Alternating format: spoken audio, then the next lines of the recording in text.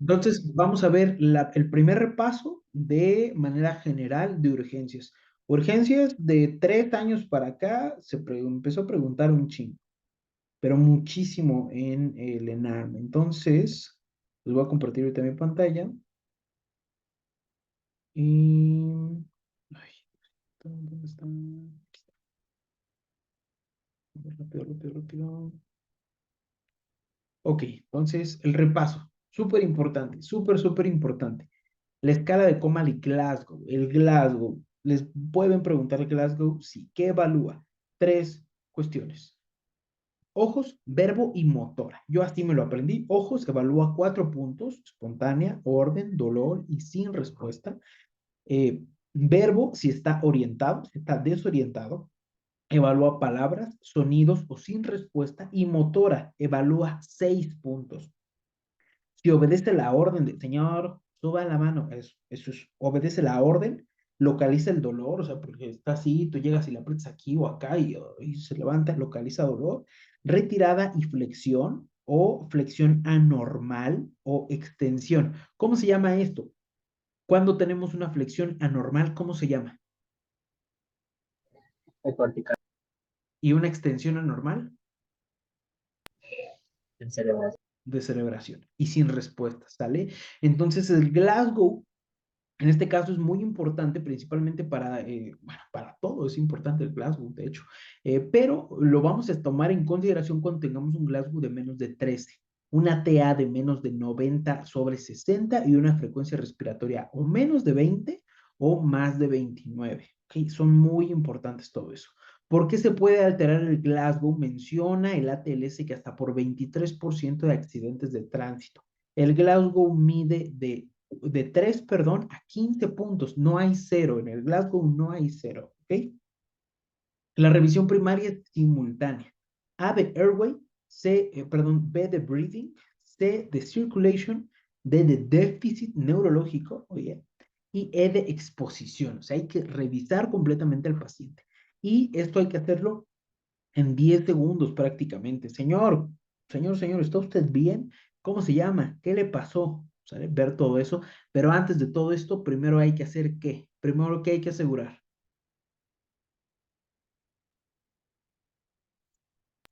¿El área donde estamos? Escena segura, ¿sale? Tenemos que ver en la escena segura. Eso se lo van a preguntar en la TLS. Por lo general en el hospital siempre son escenas seguras. Y posteriormente a esto, bueno, tenemos que ver que tengamos correcta oxigenación y perfusión. Tenemos que considerar también cuál es la PIC normal, la presión intracraneal normal. ¿Por qué? Porque el Glasgow nos va a estar orientando para un traumatismo cráneoencefálico. De manera principal y orientándonos a urgencias ATLS, es traumatismo cráneoencefálico. Entonces, la PIC normal es de 10 milímetros de mercurio y más de 22, o bueno, menos de 10 milímetros y más de 22 genera un alto riesgo de que de herniación uncal, ¿ok?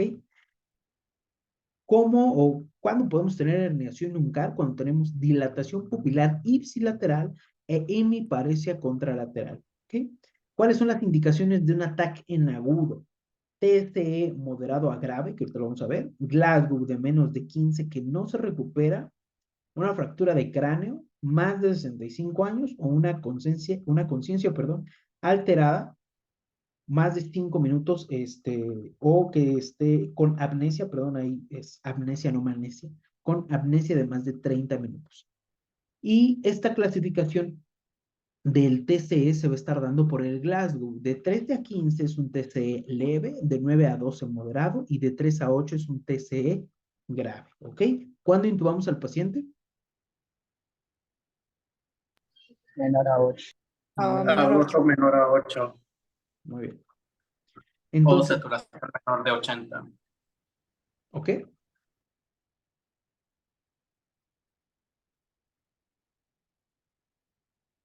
Bueno, de 13 a 15 prácticamente es leve y en este caso tenemos que estar evaluando si el ataque está normal, si presenta déficit neurológico o si el paciente está intoxicado. De 9 a 12 tenemos que hacer una reanimación y una revisión primaria, interconsultar a neurocirugía, estamos hablando específicamente de traumatismo craneoencefálico y un ataque de seguimiento posteriormente a eso.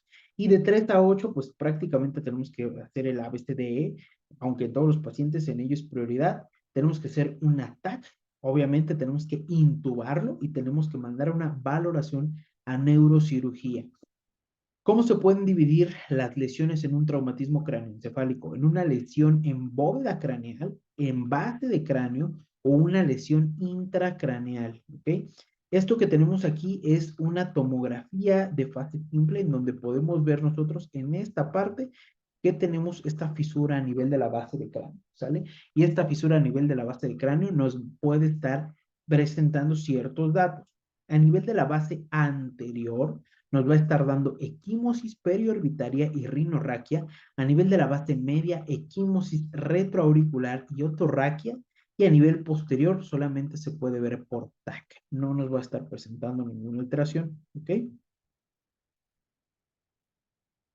¿Cómo vamos a diferenciar estas alteraciones? Esto se los pueden preguntar, ponen muchas tomografías y entonces lo vamos a diferenciar así.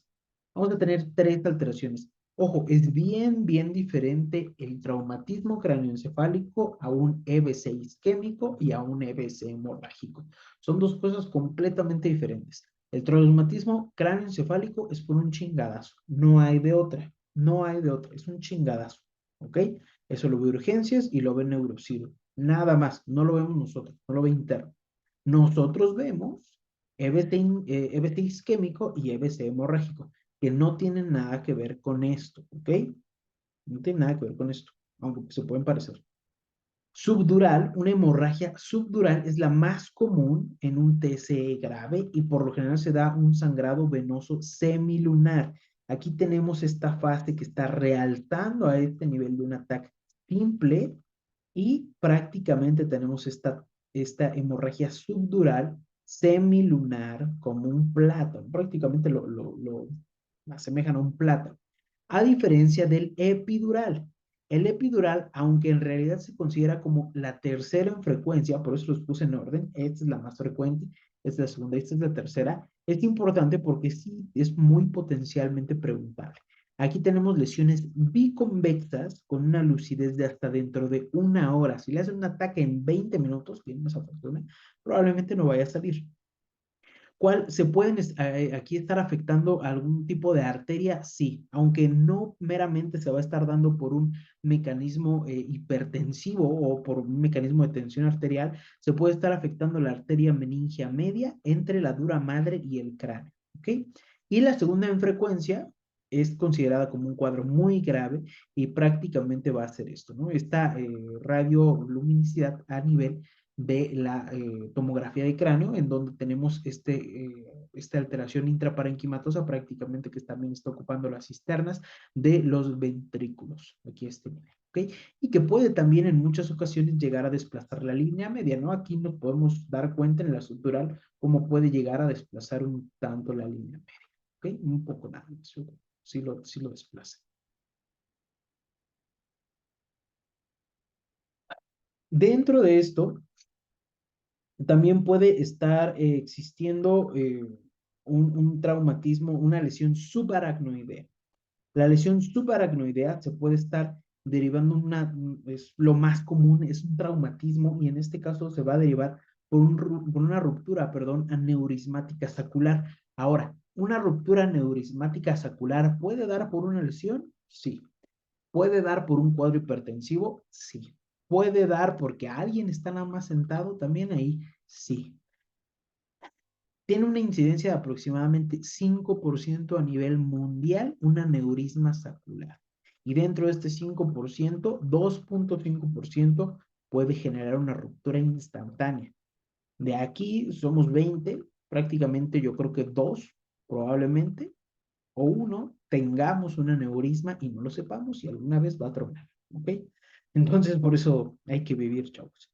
Las mujeres con alteraciones de tejido conectivo se llegan a presentar con mayor datos de un aneurisma sacular, ¿ok? Y dentro de esto tenemos esta clasificación que nos va a estar dando mera mortalidad, no hay que aprendérnosla, solamente se los quise poner en donde el grado 5 es que prácticamente tenemos alteración con un coma profundo, perdón, y una rigidez de descerebración. Ahora, ¿Cómo lo vamos a identificar esto? Una hemorragia subaracnoidea o por un hematoma, perdón, por un aneurisma saccular se va a referir como el peor dolor de cabeza de su vida, la peor cefalea de su vida.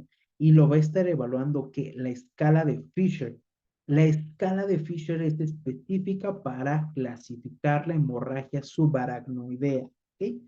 Esto es específico para hemorragia subaracnoidea.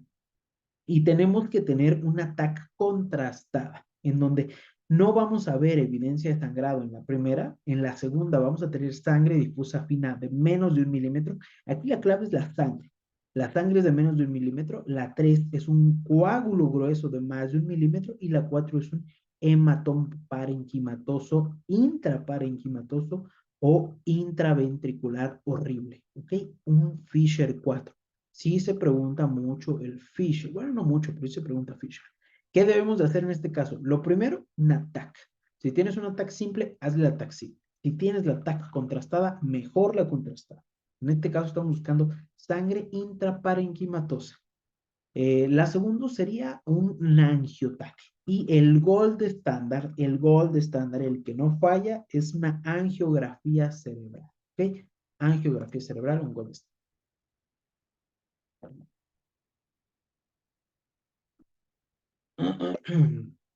Trauma de tórax. El traumatismo de tórax es la primera causa por accidentes de vehículos. Se puede dividir en dos, trauma abierto y trauma cerrado. ¿Okay? La primera lesión son fracturas a nivel del esternón y nos puede estar dando 3 datos muy importantes, fuera de todo lo demás. Datos de hipoxia o hipercapnia, que lo vamos a ver en qué.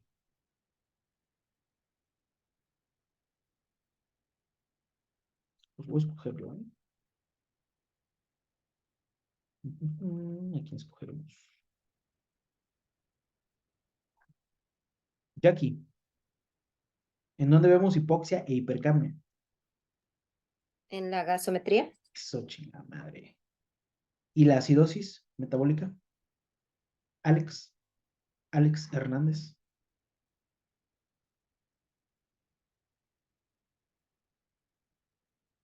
Giovanna, Igual en la gasometría. igual en la gasometría. ¿Cómo vemos en una gasometría una acidosis metabólica? Andrea Uribe. No, perro, pero esto era ATLS, trauma de tórax, papi. ¿Cómo vemos una acidosis metabólica en una gasometría? Busco más víctimas. No hayan participado. Blue, ¿cómo vemos una acidosis metabólica?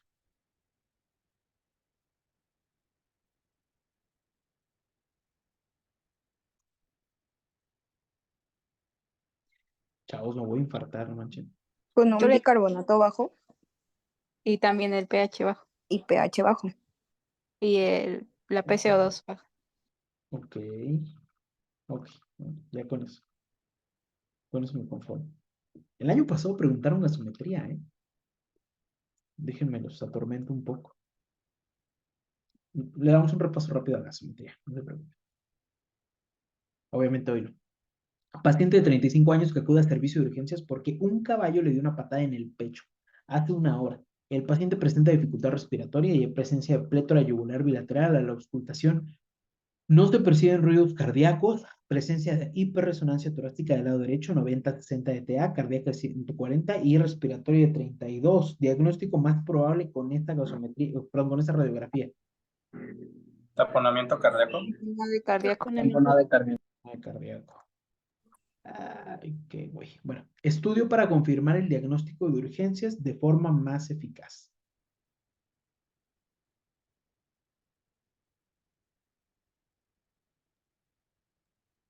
FAST.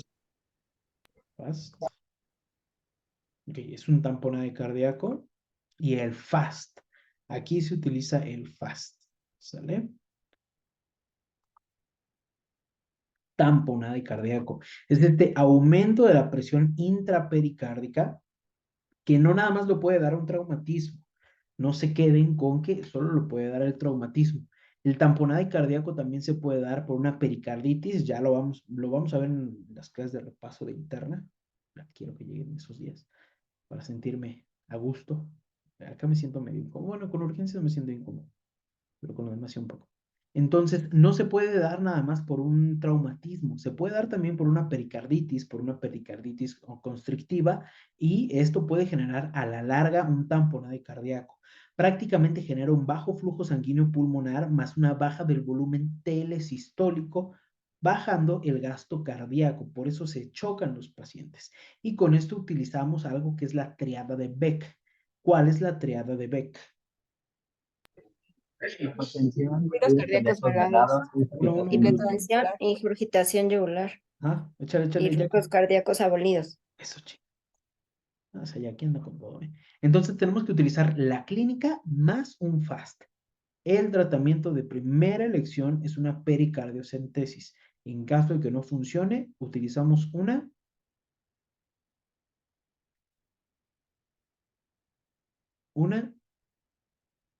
Toracotomía. mm, no, Ingrid. Ilumínanos, Ingrid. ¿Me puede repetir la pregunta, por favor? Ah, Ingrid. Pericardiocentesis de primera elección. En caso de que no funcione la pericardiocentesis, ¿qué utilizamos? Para tamponade cardíaco. Urgencias.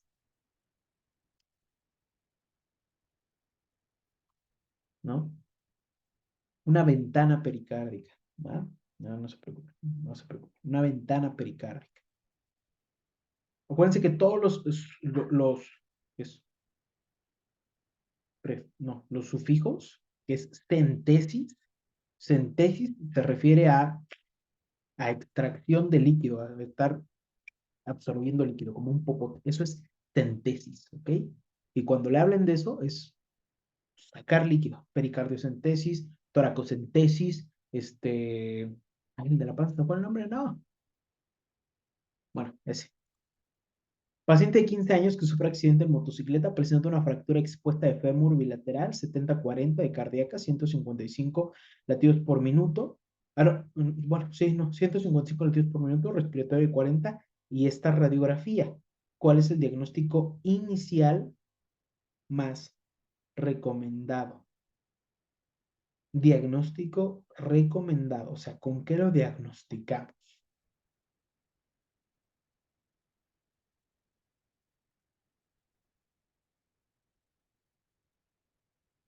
Inicial. Contact. Contact. Toracocentesis. Toracocentesis, yo también.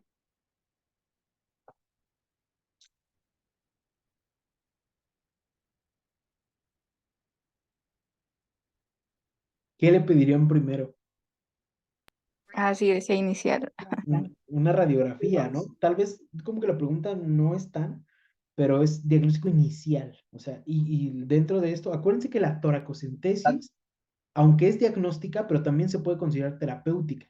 Y no le vas a hacer a alguien una toracocentesis sin antes, nadie, se los juro, nadie va a hacer una toracocentesis sin antes ver una radiografía. Y si lo haces de plano es que eres una riata en la clínica, güey. Pero eso no se hace. O sea, no sucede. Aquí no hacemos eso, diría Black Panther. Entonces es una radiografía anteroposterior, ¿sale? Y tenemos esta radiografía anteroposterior. ¿De qué les habla esa radiografía anteroposterior? ¿Qué piensan que es? Neumotórax. Un neumotórax, ¿ok? ¿Alguien más? Atelectasia. Telectasia. Telectasia. Ok, las dos también. Pero una está mejor. Ante su duda diagnóstica, ¿qué estudio sería el indicado para el diagnóstico?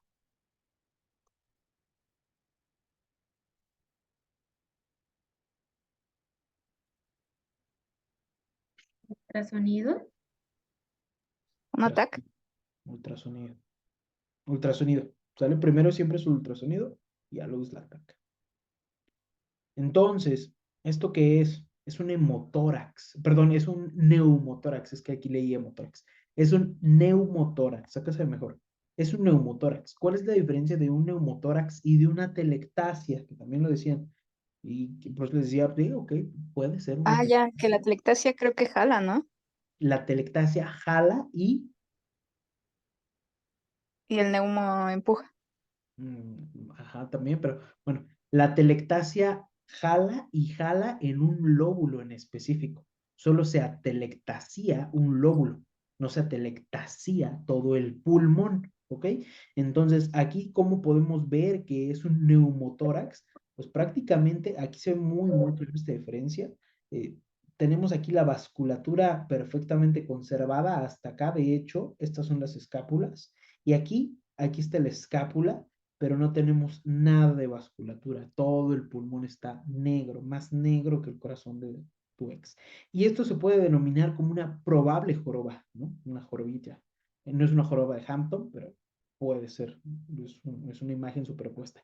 Y otro punto importante es que, como decían, el neumotórax se empuja, va a estar lateralizando esta parte que es la tráquea, ¿ok? Entonces, tenemos esta lateralización de la tráquea y este neumotórax a este nivel, ¿sale? A diferencia de una telectasia, que solamente es a nivel de un lóbulo completamente y jala, ¿ok? Entonces, se sugiere realizar el ultrasonido de tórax en pacientes con trauma de tórax si existe inestabilidad o duda, ¿ok? Y esa GPC ya es viejita. Y se recomienda en pacientes con trauma de tórax con diagnóstico de hemotórax masivo una toracotomía inicial. Ojo, hemotórax masivo, no neumotórax, ¿ok? Hemotórax masivo, se hace una toracotomía, que también lo decían por ahí, ¿vale?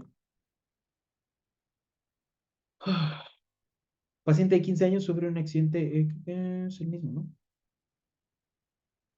Ah, bueno, es la misma radiografía, pero es diferente caso, y eso también pasa. Ponen la misma pinche imagen, pero otro caso y otra pregunta. 15 años, accidente en motocicleta, clásico, fractura expuesta a fémur lateral, la radiografía, datos de dificultad respiratoria, llega a la sala de urgencias saturando al 70%, ingurgitación bilateral yugular, ruidos respiratorios disminuidos en el mitórax izquierdo y timpanismo a la percusión, a la percusión. ¿Cuál es el diagnóstico más probable? Hemotórax. Tórax, atención. Neumotórax, atención. Neumotórax, atención, ¿ok? El neumotórax puede llegar así como, me cuesta trabajo respirar, pero no llega inestable. Este paciente está inestable, ¿sale? Y probablemente sea un neumotórax, atención. Tratamiento inmediato indicado en este paciente.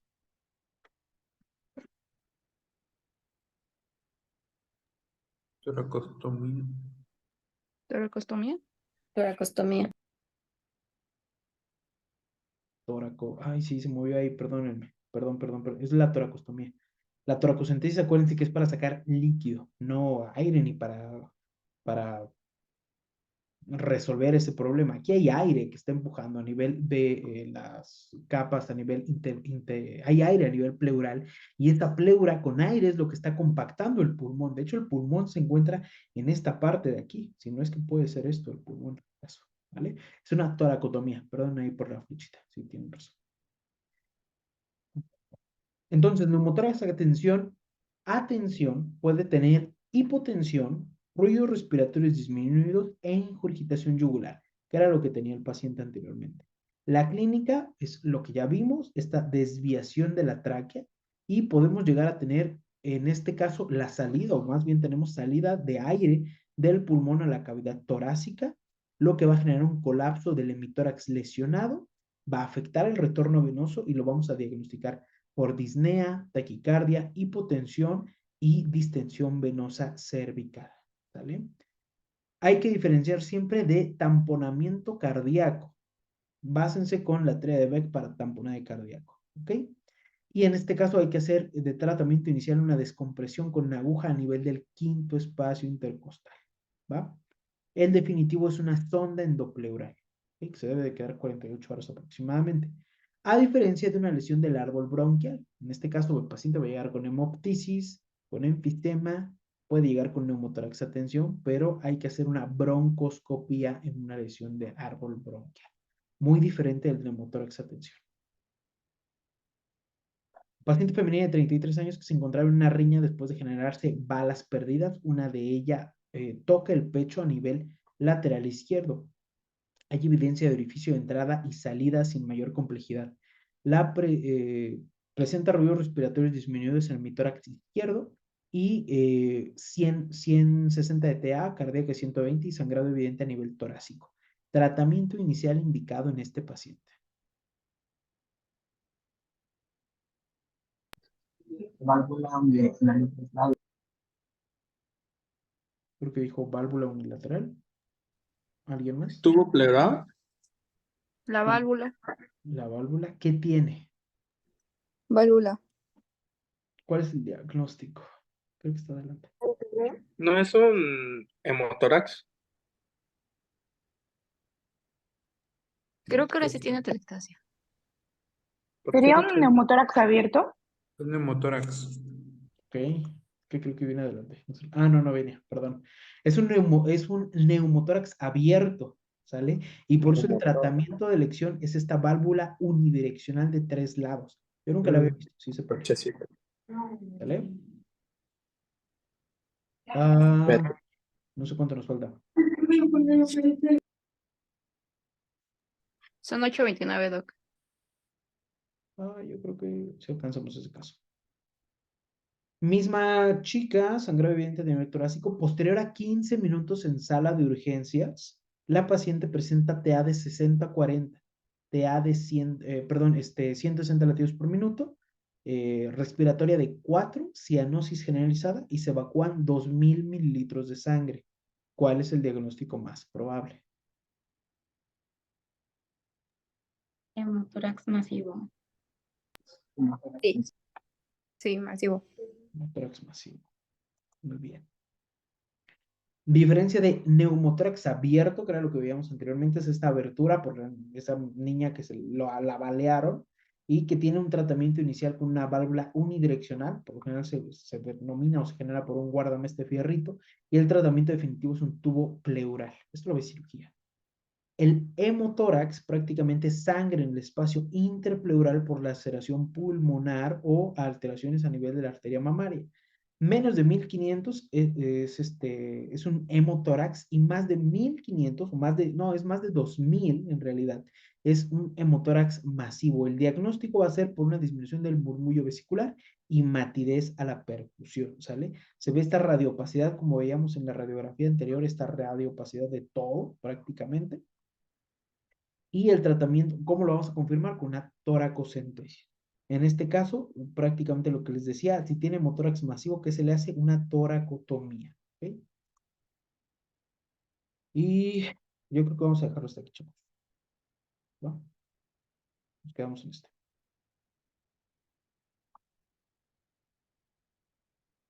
Porque también es una grosería. 1 hora y media, sí. Para ustedes. Voy a dejar hasta aquí la grabación, ¿vale?